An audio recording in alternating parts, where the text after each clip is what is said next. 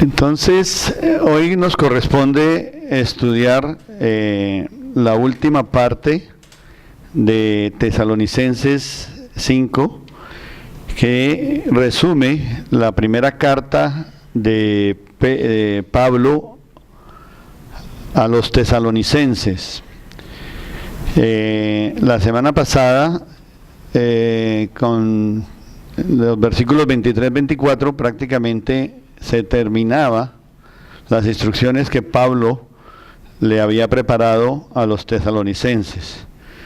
Y hoy nos corresponde ver el saludo final que él da a esa congregación y alguna recomendación final que nos da.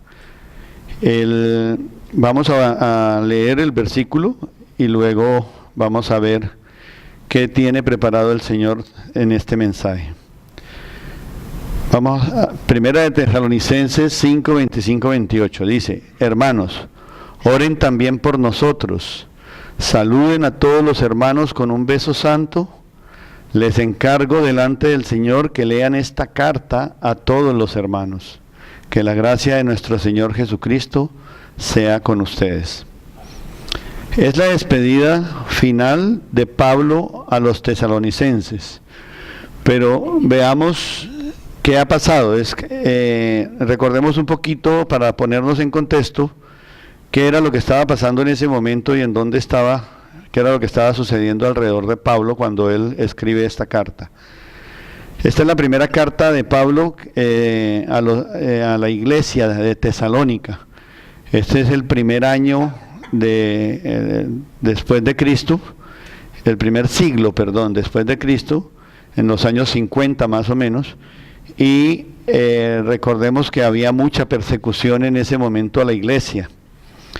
Pablo mismo había sufrido pasando de ciudad en ciudad, llegaba, predicaba y siempre salía expulsado por el recelo de muchas personas que no aceptaban la realidad de la muerte y la resurrección de nuestro Señor Jesucristo. Sin embargo, esta iglesia de Tesalónica era una iglesia joven, solo tenía un año, como les digo, de formada desde que Pablo se acercó a ellos, pero era una iglesia viva, vibrante y enfocada al llamado de Dios. Siempre se notaba en progreso continuo. Entonces, esa era una de las mayores preocupaciones de Pablo, de saber que había sembrado esa semilla y que esa iglesia había demostrado que querían seguir adelante. Pero como había tanta preocupación, tanta persecución, entonces Pablo estaba preocupado por ellos. Y en ese momento él les envía a Timoteo y a Silas, precisamente para darles ánimo y al mismo tiempo saber cómo se encuentran. Este es el tipo de iglesia que Dios quiere que nosotros formemos. O sea, esa es la iglesia de Cristo que como deberían ser todas las iglesias, como la iglesia de Tesalónica en ese momento. Fíjense, una iglesia que estaba en persecución y a pesar de todo dice Pablo que era viva, vibrante y siempre enfocada al llamado de Dios.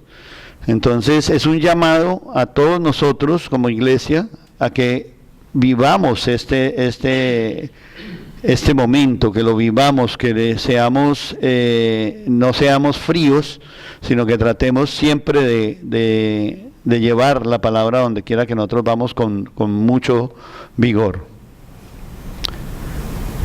Esta carta fue escrita aquí entre el año 51 y 52 después de Cristo, desde la ciudad de Corinto.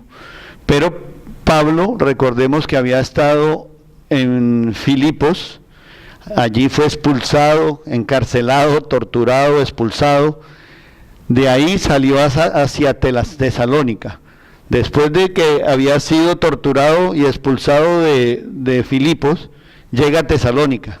Uno diría, ¿con qué ánimo? Después de que te expulsan, te torturan, vas a seguir tratando de hacer iglesia. Ese era Pablo, esa era la convicción que tenía Pablo de que la realidad del Evangelio era algo por encima de lo que pudiera sucederle a él aquí en la tierra, y la promesa de la vida eterna que él estaba esperando. Entonces lo mueve hacia Tesalónica, y es ahí donde él empieza a llevar la palabra a los tesalonicenses. Y en solo 3 semanas, 3 semanas, dice la palabra, predicó y llevando la palabra. Y ahí formó esa iglesia vibrante, ahí él despertó esa llama de amor de los tesalonicenses. En ese momento, cuando él llega a Tesalónica era una población, cualquiera diría, muy similar a la nuestra. ¿Por qué? Porque era sin moral, no había espiritualidad, había mucha idolatría, y condenaban lo correcto y aprobaban lo incorrecto. Yo creo que eso nos suena muy claro a lo que ha pasado esta semana. Todos estamos sorprendidos realmente de lo que ha sucedido con las cortes aprobando en espacios que son dedicados a los niños el uso de drogas y alucinógenos. Entonces eso realmente lo sorprende a uno, pero curiosamente preparando esta charla encontré eso, de que esa iglesia de Tesalónica estaba en la misma situación que estamos nosotros hoy en día. Entonces es un llamado a que nos fortalezcamos cada vez más en la palabra, y que hagamos de nosotros esa iglesia viva, esa iglesia que realmente tiene retos hacia tratar de salvar a las personas que no han conocido la verdad. Pablo predica el Evangelio en esta ciudad por 3 semanas, como les había dicho, y en solo 3 semanas logra transformarlas.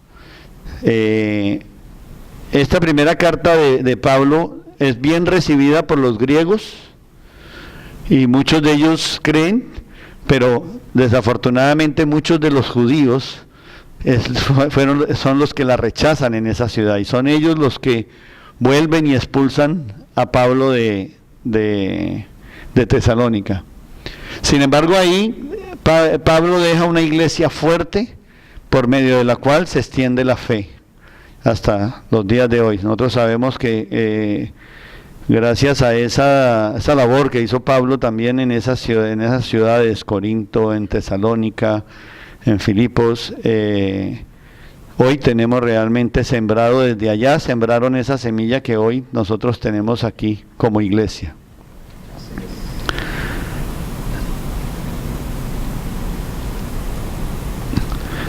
Luego llega a Corinto con una iglesia perseguida, como les comenté, y él, preocupado por lo que le podría estar pasando a Tesalónica, es cuando manda a Timoteo y Silas como emisarios, y cuando ellos regresan le traen buenas noticias a Pablo. Eso lo alienta más. En ese momento es cuando él espera que empieza a escribirles estas recomendaciones que hemos venido estudiando estas últimas semanas a través de la primera carta de Pablo a los tesalonicenses. Entonces quiero hacer un recuento corto de lo que hemos visto nosotros a través de los versículos del capítulo 5 de Primera de Tesalonicenses, que hemos venido estudiando estas últimas semanas. Y en esa primera carta, Pablo nos alienta a crecer y caminar con Cristo, transformados a su imagen y peleando y ganando la buena batalla de la fe. Esto lo vimos en los primeros, en los versículos del 5, del 12 al 15. Al final vamos a tener un resumen de lo que cada capítulo de esos representó en cuanto a lo que Pablo quería que nosotros recibiéramos, y que va a ser la guía personal para todos nosotros alrededor de para fortalecer nuestra fe. La segunda enseñanza que nos deja este estudio es que nos fortalece en el poder de Dios a pesar de las dificultades y a perseverar. Nos motiva a estar por encima de las dificultades y poder perseverar. Nos invitó a estar gozosos, a que oráramos sin cesar y que diéramos gracias en toda circunstancia. También nos animó a vivir en pureza y santidad. Tesalonicenses 5 del 19 al 22 nos decía que no apagáramos el espíritu, recordemos que la manera de apagar el espíritu era dejándonos llevar por el pecado. Cada vez íbamos minando más ese espacio reservado para el Espíritu Santo, lo íbamos llenando de mal. Que no menospreciáramos las profecías, que examináramos todo reteniendo lo bueno antes de tomar decisiones, y que nos abstuviéramos de toda especie de mal. Fíjense esa carta, la carta de Pablo, lo importante que es realmente para nuestras vidas. Al final hay un resumen muy interesante que lo quise agregar, que nos muestra que todos aprendimos de que son 10 mandamientos los que debemos cumplir. Sin embargo, en un análisis que hace uno de los autores, dice que no son 10, son 22. Precisamente de estos mandamientos que el Señor nos da, es que nosotros como cristianos no debemos conformarnos con lo mínimo, sino que debemos estar en un nivel superior, y ahí nos invita a que tengamos nuevos retos a cumplir estos preceptos. Y mucho del contenido de esta carta es precisamente esa guía que Pablo nos da para que podamos con estas herramientas realmente mantenernos firmes en la palabra y preparados sin mancha para recibir la promesa del Señor. Por último dice que nos prepara también para esperar con gran expectativa y gozo la segunda venida de nuestro Señor, manteniéndonos sin mancha en espíritu, alma y cuerpo. Esto lo vimos en los dos versículos, los dos últimos versículos, donde nos invita a la santidad, el Señor. Dios te santifique por completo y todo tu ser sea guardado irreprensible. Es uno de los contenidos de estos versículos. Entonces, como les decía al comienzo, se puede considerar que con el versículo 23 y 24 ya la carta había terminado. Entonces, cuando uno termina de escribir una carta, viene el postdata, ¿cierto? Como la recomendación final. Eso es lo que nos corresponde estudiar hoy. En esos últimos 4 versículos hay 3 instrucciones de Pablo finales y una bendición final para toda su iglesia. Dice, la voy a leer en Reina Valera también, porque ahí hay algo interesante que vamos a estudiar. Hermanos, orad por nosotros, saludad a todos los hermanos con ósculo santo. Os conjuro por el Señor que esta carta que se lea a todos los santos hermanos.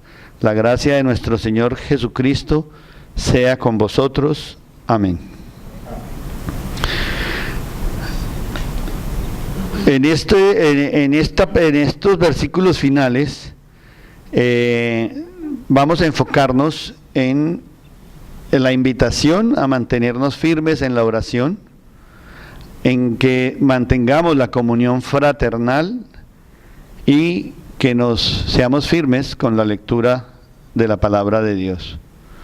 Esa es la invitación que nos hacen estos últimos 4 versículos. Pablo se está despidiendo, pero si notamos, al comienzo Él nos da a nosotros una responsabilidad. En el versículo 25, Él nos da una responsabilidad a nosotros. Hermanos, orad. O sea, Él lo que nos dice es, hagan su trabajo. Que nosotros hagamos nuestra parte, porque también reconoce al final, en el versículo 28, que todo depende de Dios. Dice, la gracia de nuestro Señor Jesucristo sea con nosotros. Nosotros debemos hacer nuestra parte, debemos prepararnos en todo, debemos mantenernos firmes, pero al final tenemos que estar confiados de que al final se va a hacer la voluntad del Señor.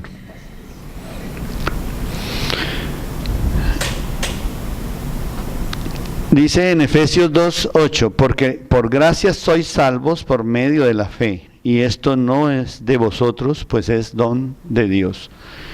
Es recordándonos que nosotros somos salvos por la gracia de Dios, no por nuestras obras.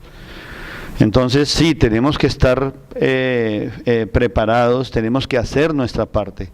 Debemos orar, debemos llevar la palabra, o sea, la comisión que el Señor nos ha dado de llevar la palabra a los necesitados. Y cumplir mantenernos firmes con las enseñanzas de la palabra. Pero nada de lo que nosotros hagamos aquí por obra va a ser el objeto de nuestra salvación. Nuestra salvación es por gracia. Pero si nosotros miramos en el contexto también, podemos pensar, los tesalonicenses, de acuerdo a lo que nosotros vemos con la carta que Pablo le está enviando, dándole todas esas instrucciones que les está dando de mantenerse siempre firmes, animándolos a que sean gozosos, a que se mantengan en paz con todos. Uno lo que ve es que los necesitados eran los de tesalonicenses, ¿cierto? Pero Pablo y sus compañeros se mostraban muy fuertes espiritualmente. Uno los ve en ese momento, uno ve que Pablo y sus compañeros ya conocen la palabra, aceptaron aceptaron la palabra y están cumpliendo la misión de llevar el evangelio a todos. Entonces uno diría, pues ellos están maduros y están tranquilos, y los necesitados son los tesalonicenses. Pero eso no es cierto. ¿Por qué? Porque Pablo era consciente de su debilidad y sentía que necesitaba la oración de todos. Esto es muy importante porque por eso es que él, cuando nos llama a la oración, hermanos, oren también por nosotros, empieza él a decir en su despedida, oren por nosotros. O sea, él era consciente de que era débil y que necesitaba el apoyo de todos en oración. Miremos en 2 Corintios 7:5, por ejemplo, cuando llegamos a Macedonia, nuestro cuerpo no tuvo ningún descanso, sino que nos vimos acosados por todas partes, conflictos por fuera, temores por dentro. Eso era lo que sentía Pablo en ese momento cuando él estaba escribiendo a los Corintios, recordando cuando llegaron a Macedonia. Pero no fue solo Macedonia, ya vimos que de Filipo también lo expulsaron, lo torturaron. Entonces, a pesar de su convicción, ellos también eran humanos y sentían miedo y se sentían débiles en ciertos momentos. Pero eran conscientes de que a través de la oración, si lograban que todos se unieran en oración, podían superarlo, podían superar cualquier momento de esto o cualquier debilidad. Entonces, por eso en ese primer versículo él nos invita a que oremos también por él, por todos. Y dice, hermanos, orad por nosotros. Fíjense que resalto la palabra hermanos, porque cuando él se refiere como hermanos es porque siente a la familia en Cristo. Él está reconociendo que todas esas personas a las que él ya habían aceptado a nuestro Señor Jesucristo, acuérdese que pasan a ser hijos de Dios, y por lo cuanto toda la iglesia es familia en Cristo Jesús. Entonces es un momento donde él los llama como hermanos a orar por ellos también para superar su debilidad. Lo segundo es que Pablo dice, oren por nosotros. Pablo está pidiendo por seguridad y orando para que, por la predicación de la palabra. Veamos en 2 de Timoteo 3, 1, 2, dice, por lo demás, hermanos, orad por nosotros para que la palabra del Señor corra y sea glorificada, así como lo fue entre vosotros, y para que seamos librados de hombres perversos y malos, porque no es de todos la fe. Es un recordatorio, en 2 de Tesalonicenses, donde le recuerda también que, e insiste, oren por nosotros, para que la palabra del Señor corra y sea glorificada. Él lo que pide es que la palabra del Señor siga fluyendo a pesar de la persecución y a pesar de las circunstancias. Entonces, no solamente pide por él, sino que pide y aboga para que en oración tratemos de que esa fe llegue a todas las personas. Y nos recuerda también que no todas las personas están en la fe. Entonces vamos a tener muchos enemigos alrededor nuestro. Va a haber muchas personas tratando de minar esa fe. Y nos recuerda que los enemigos son reales. Definitivamente Satanás está comprometido con destruir la obra del Señor. Él siempre está atacando. Satanás está atacando en cualquier circunstancia. Debemos prepararnos porque si dejamos la puerta abierta, nos puede sorprender. Pablo pide entonces que se unan a él en espíritu y que intercedan por él. También hoy en día, eso no es solamente de esa época en que la iglesia era perseguida. No es de ese momento donde era obvio la persecución a todos los cristianos. Hoy en día de pronto es más disimulada y como decía Freddy, hoy podemos darle gracias a Dios que podemos estar aquí reunidos, que podemos llevar nuestra Biblia a cualquier lado sin que nos ataquen, pero igual hay muchos ataques que no son tan visibles, pero que están ahí para perjudicarlo y tratar de que no se siga llevando la palabra. Entonces, es una invitación a que rodeemos a los pastores y a los líderes que nos ayudan a hacer cada día, a reforzar cada día más nuestra fe, que mantenerlos siempre en las oraciones nuestras. Dime. Hoy en día los ataques estamos siendo atacados, están atacando a través de las leyes, de todo. del Congreso, el mismo Estado está atacando a los cristianos. Ahorita nosotros estamos privilegiados, pero hay muchas naciones, hay pueblos, hay partes del campo donde no se puede hacer el que hacemos acá. Antes perseguida en China, están reuniendo en las alcantarillas para predicar el evangelio. Así es. Esa es la parte nuestra, o sea, esa es la parte donde nosotros ya conocemos, que sabemos el poder de la oración. El devocional de esta mañana yo creo que a todos nos sorprendió también, porque es muy claro cuando dice que hay en una demanda, sencillamente se ponen en las manos del Señor y logran que el Señor tome control sobre la verdad.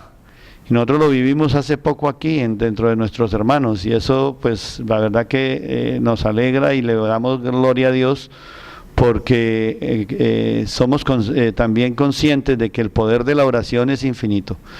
Nosotros este año tuvimos muchas manifestaciones también con Raimundo, con Isabel, con todos hemos tenido en algún momento, yo creo que en algún momento de nuestras vidas siempre hemos sentido ese respaldo marcado, ¿no? Siempre lo tenemos, pero hay un momento donde uno dice, el Señor definitivamente estaba con nosotros en ese momento, y gloria a Dios por eso. Entonces, lo que nos corresponde es eso, ¿no? Mantenernos firmes en la oración y pedirle al Señor que siga tomando control de esas naciones y que ojalá un día puedan llegar, ¿verdad?, a poder vivir este momento que estamos viviendo nosotros, donde podemos reunirnos a estudiar la palabra. En el versículo 26, continuando con los últimos 4 versículos de la despedida de Pablo en su carta, dice: saludad a todos los hermanos con beso santo. ¿Cuál es la intención de Pablo en este momento? Y mirando en detalle cada una de esas palabras, en la frase dice, primero, saludos a todos. Recordemos que en ese momento, dentro de los tesalonicenses también habían varios conflictos. Había mucha gente que había dejado de ir a las iglesias, a la iglesia precisamente porque se habían separado. Cuando él invita a que se amonesten a los holgazanes, es porque dentro de esa comunidad había gente que no estaba, mejor dicho, no todo era color de rosa dentro de esa comunidad. Entonces los invita a que no dejen a nadie por fuera de su saludo. Él quiere que ese último saludo lo reciban todos, no solamente los que están reunidos en su iglesia, sino que sea toda la comunidad la que reciba ese saludo final. Y no es solamente el saludo, él al final hace el llamado para que esta carta que él preparó le sea leída a todos. O sea, que no discriminen a nadie a la hora de poder llevar esta palabra. En ese momento habían conflictos entre los tesalonicenses, que lo podemos leer en 5, 12, 22, y él esperaba que esto fuera una señal de reconciliación, que al contrario, que estos saludos y esta carta, leyendo esta carta, fuera una manera de poder lograr una reconciliación entre todos, entre toda la comunidad de tesalonicenses. Con esto quería decir, saludados los unos a los otros con un beso santo. Ahora, miremos qué significa lo del beso santo. El beso santo era una práctica normal, considerada en esa época normal. Vemos en Romanos 16, por ejemplo, decían, salúdense unos a otros con un beso santo. Todas las iglesias de Cristo les mandan saludes. Sin embargo, no era normal lo del beso santo, pero Pablo no quería ni tenía ninguna intención de que eso se volviera un rito o se fuera una norma litúrgica dentro de las reuniones, sino era una manera de que se saludaran de una manera fraternal. Eso lo vamos a ver aquí. Dice, era costumbre para esa época los besos, inclusive entre hombres y mujeres y dentro de los mismos cultos. Pero, como en toda comunidad, empezaron a haber excesos y dice, en una parte se lee los resonantes besos en la iglesia, era de que ya había demasiado coge, digámoslo así, y había abrazos muy efusivos, besos resonantes, al nivel que Clemente de Alejandría, que fue uno de los primeros obispos de esta comunidad, llegó a prohibirlos, como quien dice, vamos a ponerle orden a esto porque si no, ¿a dónde vamos a parar? Con esto lo que Pablo quiere hacer es enviarle saludos a toda la iglesia. O sea, es lo que quiere, bueno, primero lo que habíamos hablado, él quiere que sea para todos, ¿no? Y lo que quiere expresar realmente son unos sentimientos de amor fraternal, ¿ya? No el beso, darle otro sentido al beso en sí. Hay muchas manifestaciones y algún autor resume las diferentes manifestaciones de saludo que puede haber dentro de las comunidades. Entonces, por ejemplo, encontré que decía que en Nueva Zelanda se frotan las narices. En Asia el beso es inmoral y prefieren un abrazo o una reverencia. Y en Inglaterra, por ejemplo, se dan solo la manito, son dados. Los españoles son de a 2 besos, como sabemos. ¿Los yanquis también? Bueno, no sabía que los americanos. Los rusos, hay unos que son con beso en boca. Creo que son, no sé si son los rusos o algo. Yo no sé, pero en alguna parte lo vi y me sorprendió. Dije, y estos como muy... Pero bueno, lo que se busca con esto y el sentido cuando Pablo le envía a esa comunidad de tesalonicenses a que saluden a todos sus hermanos con beso, con un beso santo, no hay ninguna intención de que eso se vuelva, como les digo, una norma litúrgica o que se vuelva sino que haya más fraternidad entre los hermanos en Cristo. Eso es lo que está buscando Pablo cuando les envía ese mensaje. ¿Cuál es el sentido del beso en sí? Podemos verlo en Lucas 7:45, por ejemplo, cuando nuestro Señor Jesucristo, leamos Lucas, bueno, lo tenemos ahí, pero leamos unos versículos anteriores, del 40, Lucas 7:40, para ponernos en contexto. Entonces respondiendo Jesús le dijo: Simón, una cosa tengo que decirte. Y él le dijo: dime. Lucas 7:40, ¿verdad? Sí. Sí. Reina Valera. No, pero sigue hasta el 45, por favor.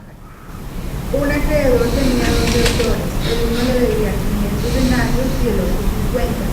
Y no teniendo ellos con qué pagar, perdonó a ambos. Di pues, ¿cuál de ellos le amará más?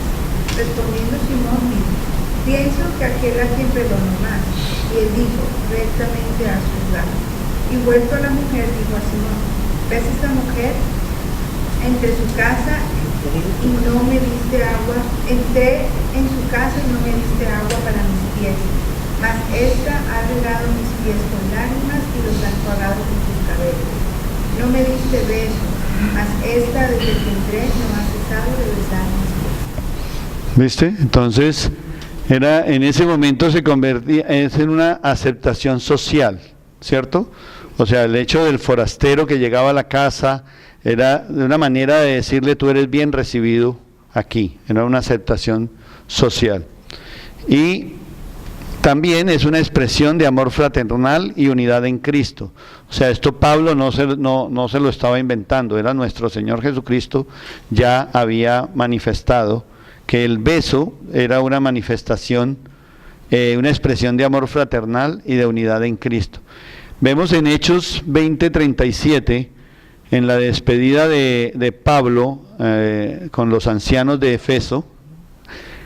En ese momento todos lloraban inconsolablemente mientras lo abrazaban y lo besaban.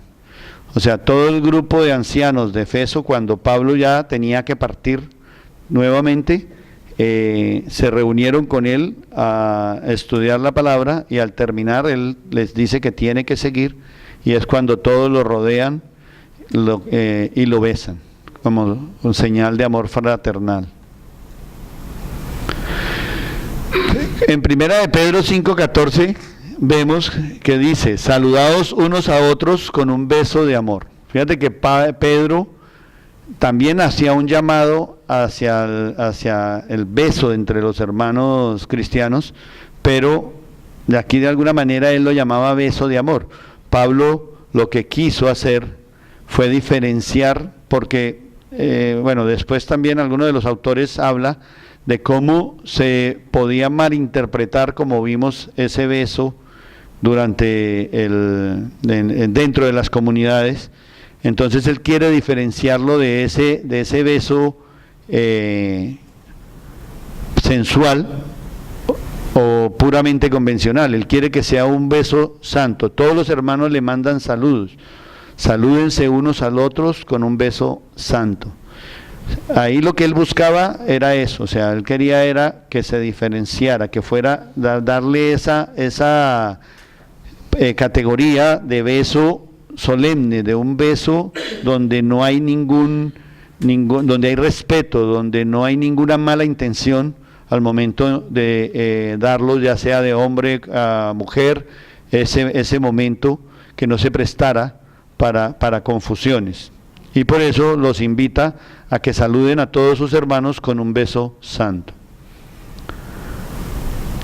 Cuando Pablo dice a todos los hermanos, lo que busca es que, como les dije, no quiere que los desordenados, los desanimados o los débiles que él nombró allá en Tesalonicenses 5:14 sean excluidos de ese beso.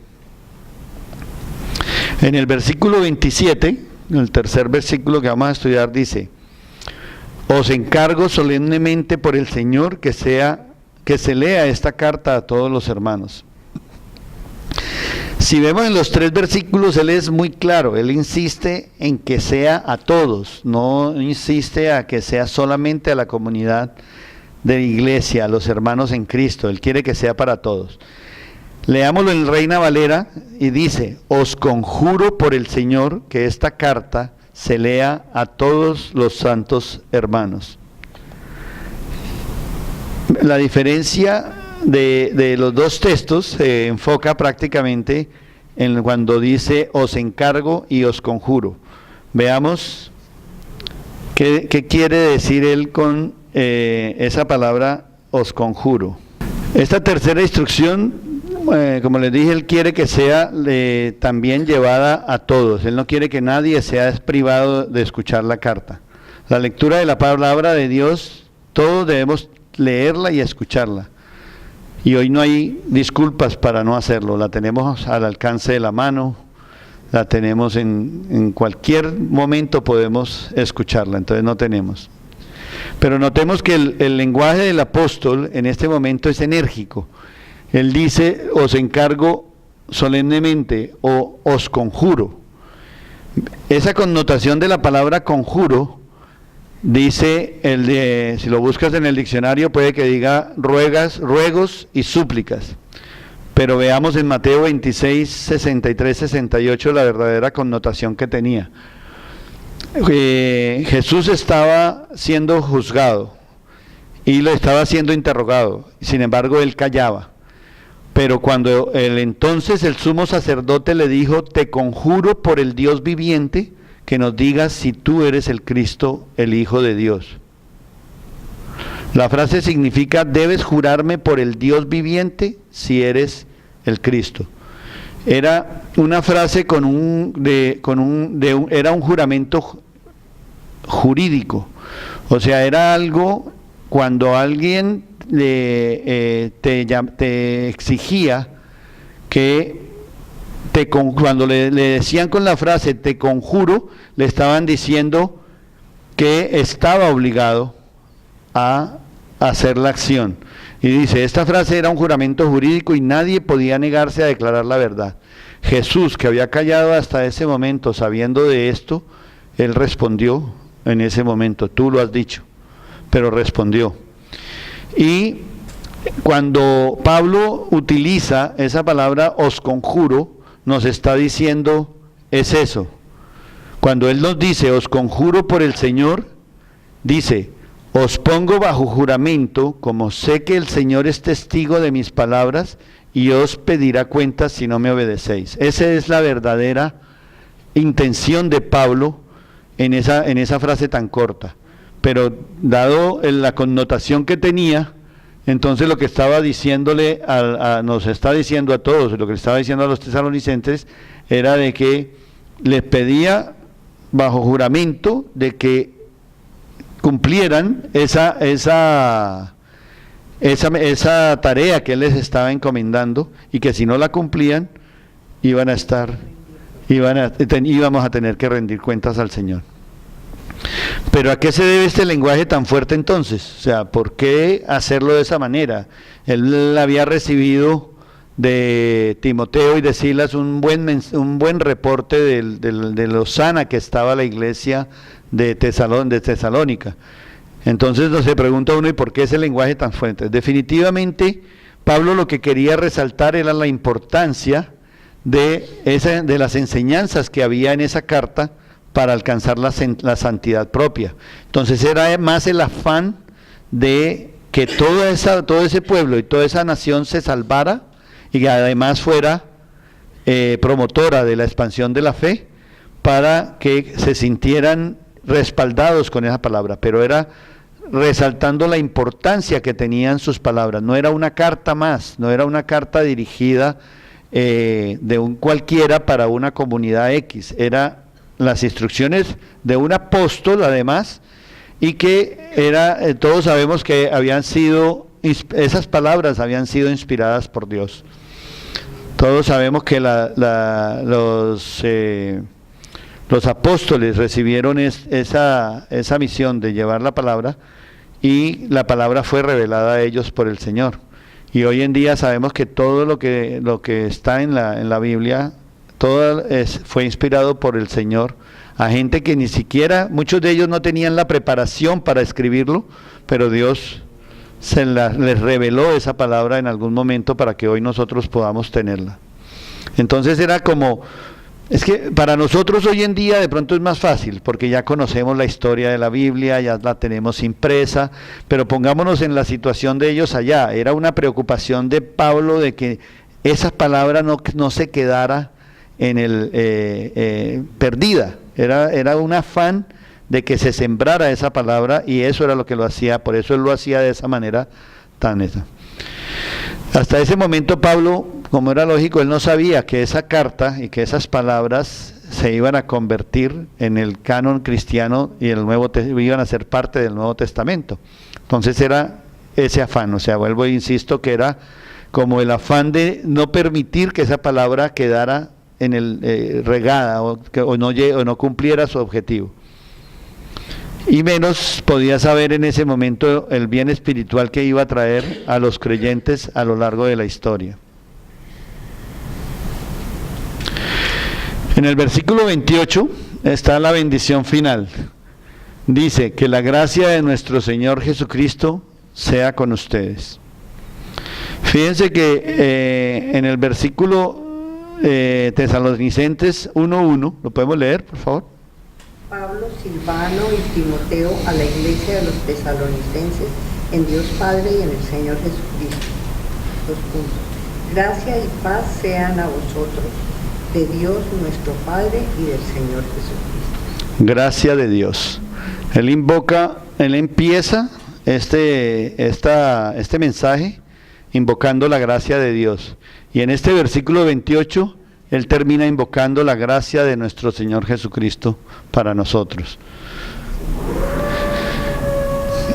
Dice que Pablo, la referencia a la gracia de Pablo, casi que en todos los escritos, en todas las epístolas, él era casi la firma de él. O sea, él siempre se despedía de esa manera, invocando la gracia de nuestro Señor, o la gracia de nuestro Señor Jesucristo. Y así debía ser, porque si examinamos toda la obra de Pablo, el tema central de la teología de Pablo era la gracia de Dios, o sea que todo es por gracia, recordándonos en cada momento que nosotros lo que tenemos, lo que hemos logrado es gracias a Dios. Entonces él mantiene, y esa es parte principal de la gracia, el corazón del Evangelio. Recordemos que todo en el Evangelio está muy claro que el Señor murió por nuestros pecados, y el Señor mandó a nuestro Señor Jesucristo a morir en la cruz para redimir nuestros pecados, sin merecerlo. Somos pecadores, lo envió y nos redimió en ese momento, y fuera de eso nos da la promesa de la salvación. Y recordamos que no, lo que habíamos hablado anteriormente, que no es por obra, sino por la gracia de nuestro Señor. La gracia de Dios resume la ternura, la compasión, la paciencia que el Señor tiene con nosotros y el amor de Dios. O sea, qué mejor regalo para una persona que le podamos decir que la gracia de Dios esté contigo, si es que está todo ahí.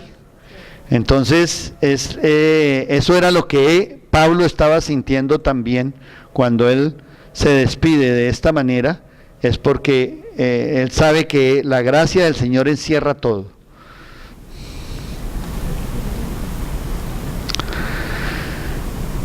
Pablo encomienda a sus lectores a la gracia de Dios porque sabe que, pero él no lo hace tampoco de una manera gratuita. Él es un convencido de que si no es por la gracia de Dios no vamos a poder ser salvos. Y por eso nos encomienda al Señor y dice, ¿por qué? Porque el camino de la santificación es duro a seguir y lleno de obstáculos. Nadie mejor que Él sabía lo difícil que era seguir los caminos del Señor. Porque somos débiles e inconstantes, sí. Nosotros en cualquier momento flaqueamos, en cualquier momento nos enfriamos y en cualquier momento abrimos la puerta para el pecado. Entonces, de eso sabía también Pablo, que éramos débiles y que podíamos flaquear.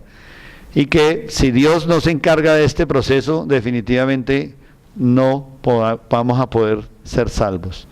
Entonces, esa es la razón por la cual Pablo siempre nos encomienda a la gracia de Dios y por la cual debemos siempre encomendarnos nosotros al Señor de la misma manera. Sabe que lo único que lleguemos a la meta, al reino y a la gloria de Dios es que estemos en la gracia del Señor Jesucristo. Pablo concluye su carta poniendo nuestra mirada en aquel cuya venida en gloria es el objeto de nuestra esperanza y la razón de nuestra existencia. En Tesalonicenses 1:10 dice, y esperar del cielo a Jesús, su Hijo, a quien resucitó, que nos libra del castigo venidero. Fíjate que vimos que al comienzo de Tesalonicenses, él nos encomienda a la gracia de Dios y termina con la gracia de nuestro Señor Jesucristo. Nos encomienda a quien dio la vida para redimirnos y resucitó para librarnos del pecado.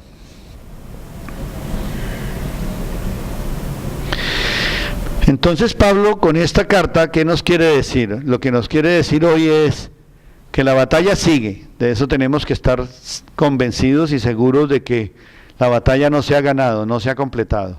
Siempre vamos a estar en constante acecho del enemigo. Que somos una iglesia en crecimiento, es una iglesia que no podemos confiarnos que porque ya llevamos tantos años en la palabra o porque llevamos tantos años congregándonos, entonces ya nosotros estamos blindados. No, y estamos en crecimiento. Hoy estamos aquí y le damos gracias a Dios por eso, porque nos permite escudriñar esa palabra de Él, poder saber en esos cortos versículos qué mensaje es el que hay guardado para nosotros, y vemos que de una palabra encontramos muchos mensajes que Él nos da de la manera. A mí me llamó mucho la atención notar lo que al comienzo parece como les pido solemnemente o os conjuro. Le parecía a uno como normal cuando lo lees así normal, ¿no? A que esta palabra sea llevada. Pero cuando lo mira uno con la connotación de la fuerza con que Pablo lo está insistiendo, es un compromiso al que nos está llevando. O sea, no es solamente, mira, hazme el favor, no, él te está diciendo, debes hacer esto. Entonces, me parece que es muy importante que sigamos alimentándonos, escudriñando la palabra como él mismo lo ordena, para poder cada día ser más fuertes en nuestra iglesia. Que hay vacunas que ponernos, sí, ya sabemos cómo blindarnos, cuáles son nuestra armadura con la cual nos podemos vestir para luchar, ¿verdad? Entonces seguir en esa constancia. Que hay muchas experiencias por vivir, o sea, nuestro conocimiento y nuestro alcance de las enseñanzas del Señor no ha terminado. Nosotros todavía tenemos muchas vivencias por recibir, ¿verdad? Entonces estar preparados para eso. Y que hay muchas áreas que limpiar en nuestro corazón, así es. Todavía hay momentos de ira, hay momentos de rencor, hay momentos de envidia. De todo eso debemos limpiarnos, porque ninguno de nosotros está exento de caer. En todo esto Cristo nos va a estar con nosotros. Él prometió que iba a estar con nosotros librando esta batalla. Esa es una buena noticia porque no estamos solos luchándola. Él siempre está con nosotros. Entonces, tener la seguridad de que en cualquiera de las circunstancias que se nos presenten, Él está ahí para ayudarnos. Pero también nos dice que no debemos dejar nuestras responsabilidades a un lado. Todavía hay muchas pruebas por venir. Debemos dejar huella también para nuestras generaciones venideras. Hoy nos complace mucho tener a nuestra hija aquí cuando ella puede. Y esa es la idea, tratar de sembrar en los niños pequeños esa necesidad de conocer la palabra y sobre todo con el ejemplo de mostrarles que se puede seguir. Y la batalla no va a terminar. Por más que nos preparemos, por más que estemos confiados, estemos listos, creyendo que estamos listos, solamente va a terminar cuando venga nuestro Señor Jesucristo. Conclusión, Dios nos invita hoy, entonces, como iniciamos, en los 3 versículos, las recomendaciones que Pablo nos da, es precisamente ese, mantenernos firmes en la oración. Luego, a mantenernos unidos como hermanos en Cristo Jesús, a que esta sea una comunidad unida, a que estemos siempre pendientes de las necesidades de nuestros hermanos en Cristo y respaldándolos en oración, respaldándolos todo el tiempo de acuerdo con sus necesidades. Y que no descuidemos la palabra, no dejemos de estudiar la palabra. Es una bendición, ¿verdad?, poder tener la palabra al alcance de nuestras manos en cualquier momento, en el radio, en la casa, en cualquier momento podemos tenerla y entonces seguir estudiándola.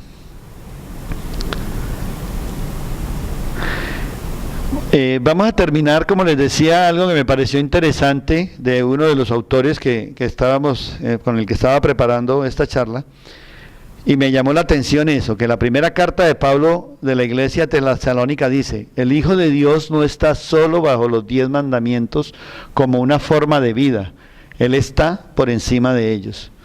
O sea, nosotros no podemos quedarnos con la tabla de los 10 mandamientos nomás, es lo que nos dice. Debes cumplirlos, pero también ser conscientes de que ya nosotros estamos en un nivel de espiritualidad con mayor conocimiento y sabemos que lo que de pronto para una persona es normal, para nosotros no debe serlo. Entonces hay gente que dice, no, pues es que él es su generación, él es perezoso o él es porque es su generación. Aquí hay un llamado a que no se permita la holgazanería, por ejemplo.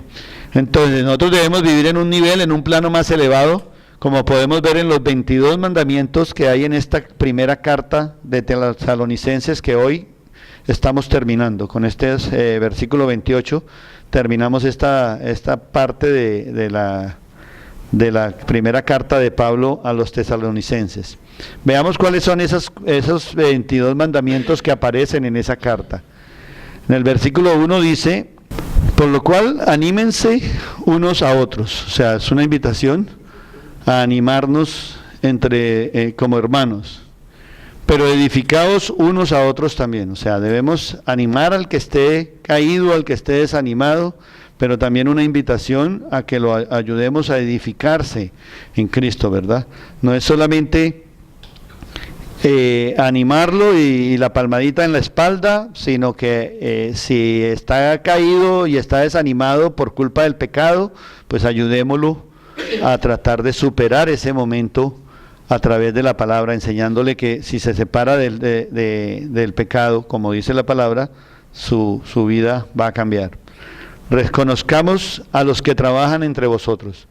O sea, dice que le demos el reconocimiento a las personas que trabajan por edificarnos a nosotros, a esos pastores, a esas personas que preparan estas charlas para estos momentos donde se toma el trabajo de estudiar y llevar esa palabra, debemos hacerle un reconocimiento de esa labor.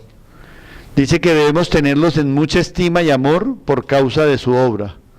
Debemos siempre mantenerlos en alta estima. Nos invita a que tengamos paz con todos, o sea, no nos dejemos robar la paz por alguien que esté tratando de hacernos mal, sino que tratar de mantenernos en paz. También nos ruega que amonestemos a los ociosos, o sea, que no permitamos que los holgazanes sean, que ese estilo de vida se convierta aceptable. Él nos está diciendo, oiga, ustedes que saben lo que es trabajar, ustedes que saben los beneficios de ser una persona no perezosa, ayude a los demás, no se quede con eso.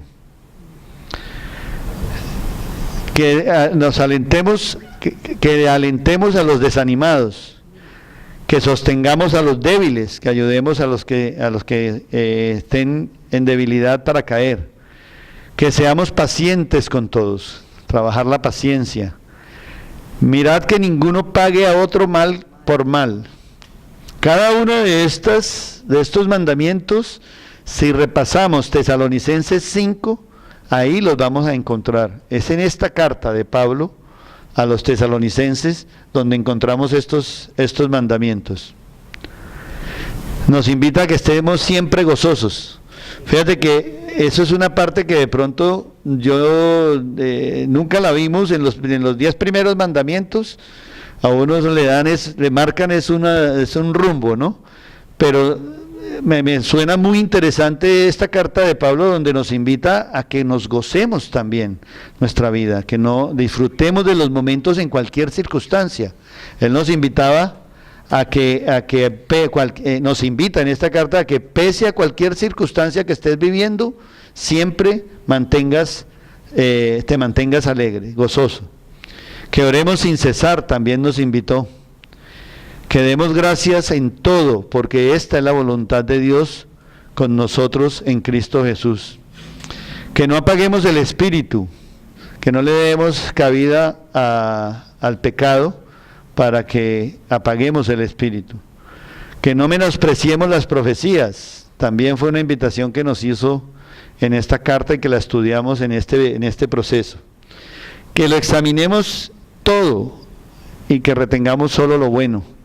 Antes de tomar cualquier decisión de nuestras vidas, debemos examinarlo. Que nos abstengamos de toda especie de mal, que nos separemos de cualquier situación o cualquier manifestación que no agrade a Dios. Aunque sea aceptada por una comunidad, porque también estamos viviendo unos momentos donde, pero si es que eso es lo normal, ya, eso es lo normal, pero si lo que nosotros siempre debemos preguntarnos es, ¿y esto agrada al Señor? Entonces, si hay cualquier duda respecto a si eso va a agradar al Señor, quiere decir que hay algún contenido de pecado ahí y por lo tanto no va a ser aceptado por Él. Que el mismo Dios de paz nos santifique por completo y todo vuestro ser, espíritu, alma y cuerpo sea guardado sin mancha para la venida de nuestro Señor Jesucristo. Que es una invitación a mantenernos en santidad, alejados del pecado. Dice también la carta, hermanos, lo acabamos de ver, oren por nosotros. O sea, no solamente que nos dediquemos a orar por nuestras necesidades o las de nuestra familia, sino por las de toda la comunidad. Hay una invitación también a orar por nuestros líderes, que sabemos que necesitan el respaldo en oración. Aunque creamos que son muy fuertes espiritualmente o porque han llevado una trayectoria de vida donde toda su vida han seguido la palabra, no significa que no puedan en algún momento ser atacados. Y os encargo que saludemos a todos los hermanos con beso santo. Esa es una invitación a que nos mantengamos en amor fraternal. Y finalmente nos encargan que el Señor, que esta carta sea leída a todos los hermanos. Es una invitación a que sigamos llevando la palabra a quien se la podemos llevar. Que no nos quedemos nosotros engordándonos aquí con la palabra cuando hay mucha gente que la está necesitando afuera. Muchas gracias.